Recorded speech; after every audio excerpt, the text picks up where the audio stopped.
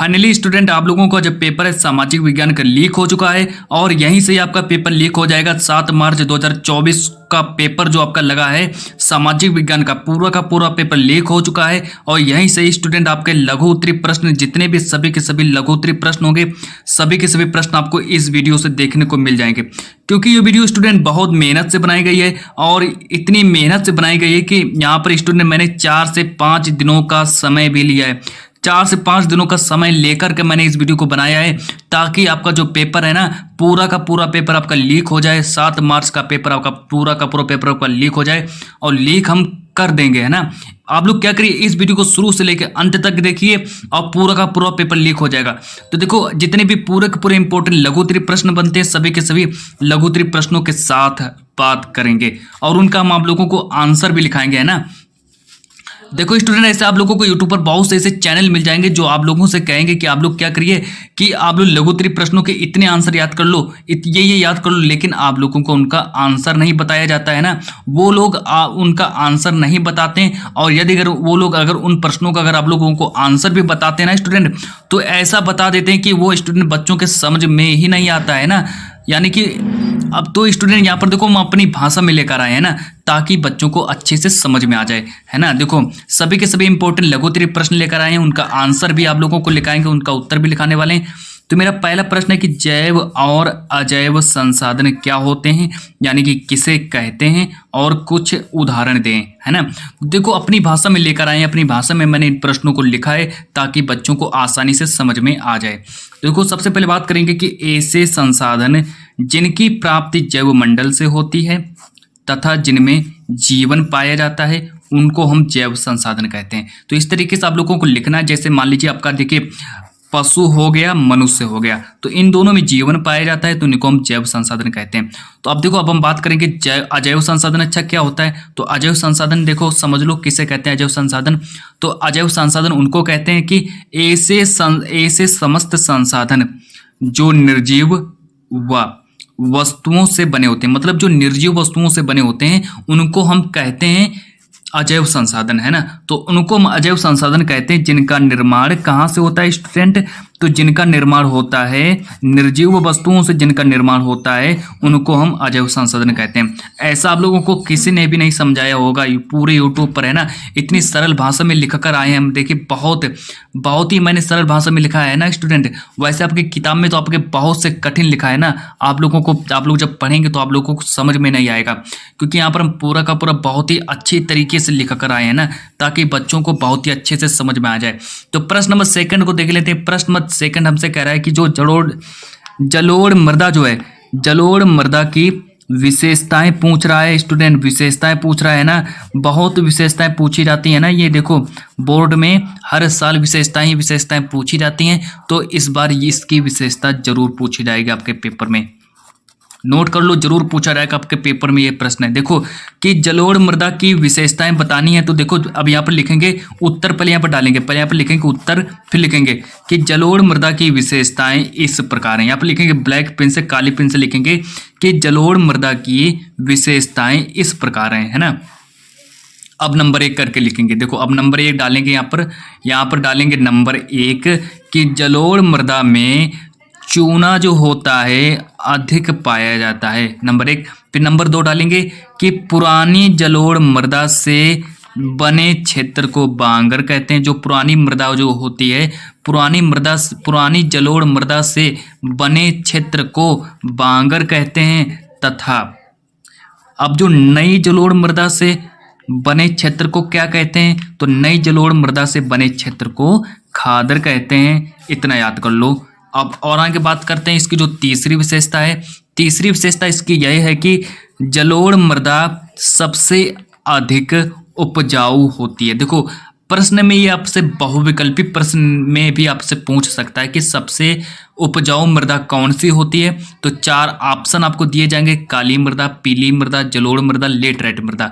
तो आप लोगों को किस पर टिक करना है, आप लोगों को टिक करना है जलोढ़ मृदा पर टिक करना है ना स्टूडेंट।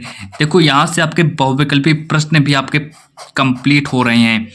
अब देखो अगला इसका जो चौथी विशेषता इसकी यह है कि यह मृदा देश के उत्तरी मैदानों तथा तटीय प्रदेशों में पाई जाती है। तो जो जलोढ़ मृदा जो होती है यह कहाँ कहाँ पाई जाती है? तो जलोढ़ मृदा जो होती है यह उत्तरी मैदानों तथा तटीय प्रदेश, जो तटीय प्रदेश जो होते हैं वहां पर आपकी जलोढ़ मृदा पाई जाती है। तो प्रश्न नंबर अगला जो मेरा है, प्रश्न नंबर जो मेरा तीन रहने वाला है, देखो बहुत इंपॉर्टेंट प्रश्न है। प्रश्न नंबर जो मेरा 3 जो रहने वाला है, प्रश्न नंबर 3 हमसे कह रहा है कि काली मृदा का निर्माण और उसकी विशेषताएं बताइए, है ना। जो काली मृदा जो है आपकी उसका निर्माण किस तरीके से हुआ और काली मृदा की विशेषताएं भी बतानी है ना स्टूडेंट। ऐसा आप लोगों को किसी ने भी नहीं समझाया होगा जैसा हम आप लोगों को समझा रहे हैं यहाँ पर। तो देखो सबसे पहले यहाँ पर लिखेंगे उत्तर, लिखेंगे फिर लिखना स्टार्ट करेंगे। देखो जो आपका जो ज्वालामुखी जो होता है, देखो ज्वालामुखी में जब विस्फोट होता है तो वहां से क्या होता है कि वहाँ ज्वालामुखी में विस्फोट के समय धरातल पर फैले लावा, देखो जब ज्वालामुखी में जब विस्फोट होता है तो वहां से जो लावा जो निकलता है ना, वो क्या करता है कि वो जमीन पर फैल जाता है।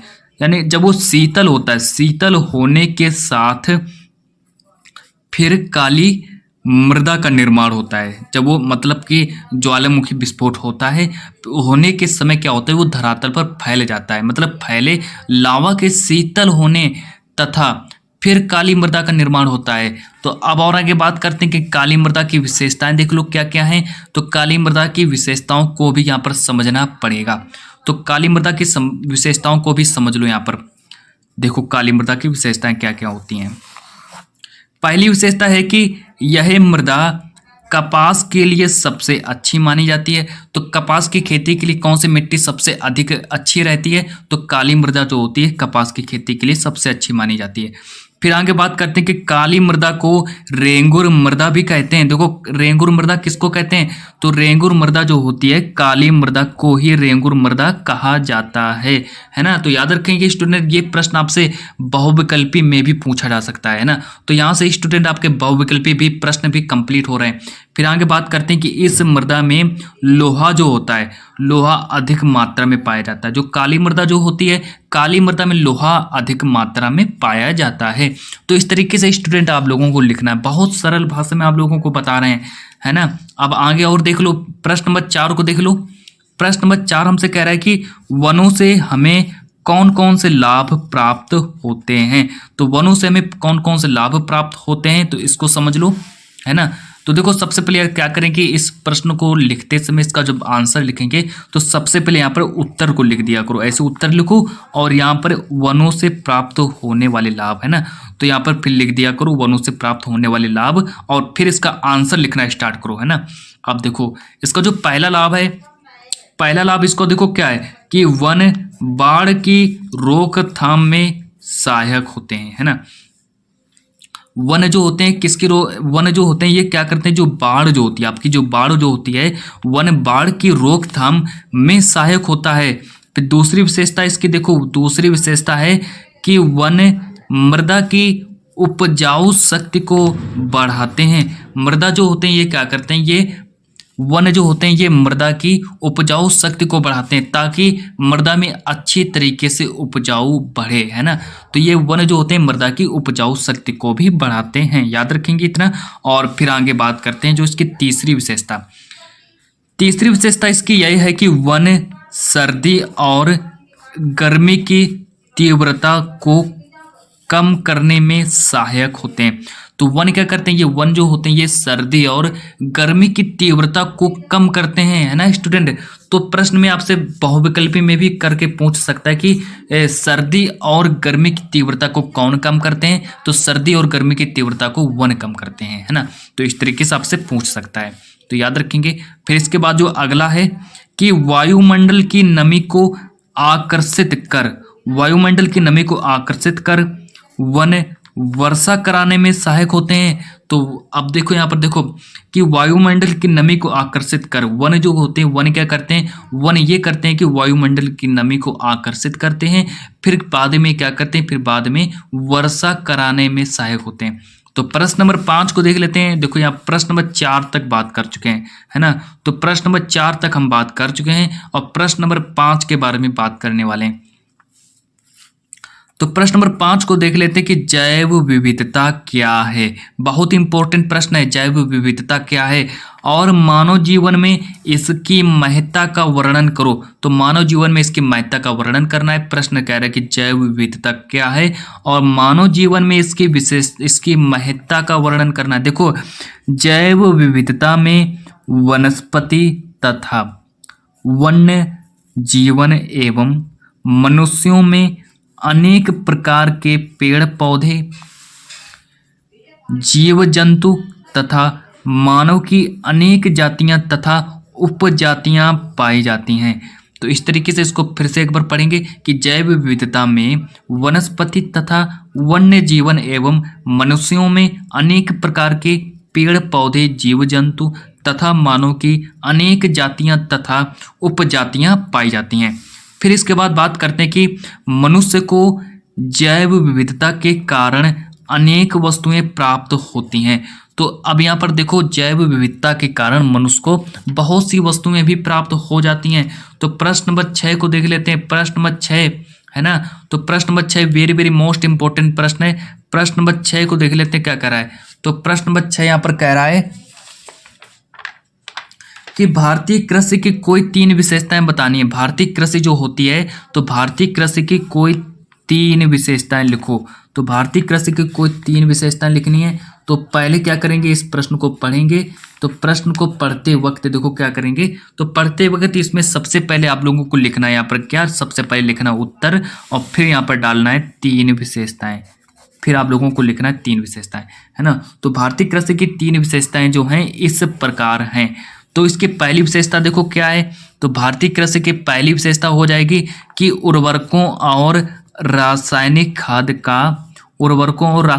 का प्रयोग न करने के कारण भूमि की उत्पादकता कम तथा फसल उत्पादन भी कम होता है ना। तो इस तरीके से आप लोगों को पढ़ना है। और फिर इसकी इसकी जो दूसरी विशेषता है, दूसरी विशेषता यही है कि भारतीय कृषि प्रायः मानसूनी वर्षा, मृदा की प्राकृतिक उर्वरकता पर निर्भर करती है ना। अब फिर इसकी जो तीसरी विशेषता है, तीसरी विशेषता को सही से पढ़ेंगे, नोट भी करते चलो स्टूडेंट, है ना, साथ ही साथ में कि भारत के लोगों का जीवन स्तर निम्न होने के कारण ये लोग आधुनिक कृषि नहीं कर सकते, इनके पास उपकरण भी पुराने हैं, है ना। तो स्टूडेंट हमने 6 प्रश्नों के बारे में बात की।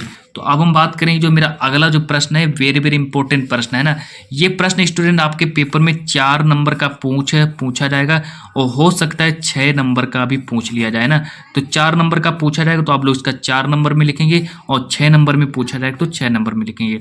तो प्रश्न देखो क्या कह रहा है। प्रश्न नंबर 7 को देखेंगे कि लोकतांत्रिक शासन प्रणाली के कोई 3 लाभ लिखो, कोई 3 लाभ बताने हैं। तो लोकतांत्रिक शासन प्रणाली के कोई 3 लाभ बताने हैं। तो पहले यहाँ पर लिखेंगे उत्तर को, लिखेंगे उत्तर डालेंगे यहाँ पर और उत्तर में लिखना स्टार्ट करेंगे कि 3 विशेषताएं, मतलब 3 लाभ जो हैं इस प्रकार हैं, 3 लाभ जो हैं इस प्रकार हैं।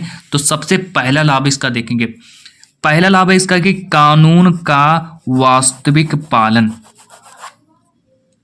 तो पहला इसका लाभ है कानून का वास्तविक पालन, जिसमें लिखेंगे कि लोकतंत्र में लोग, तो लोकतंत्र में लोग क्या करते हैं, कानूनों का पालन करते हैं। तो लोकतंत्र में लोग कानूनों का पालन करते हैं।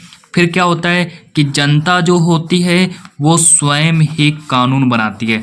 तो लोकतंत्र में जो जनता जो होती है वो, लोकतंत्र में जनता स्वयं कानून बनाती है ना।